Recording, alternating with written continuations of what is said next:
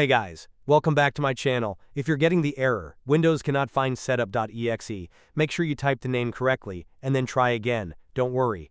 I'll show you how to fix it quickly. Open the Start menu, type Registry Editor in the search bar, click on it, then click Yes to allow.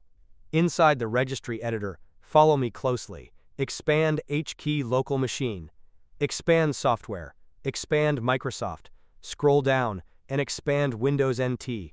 Expand current version. Expand image file execution options. Scroll down until you find the folder named Setup.Exe.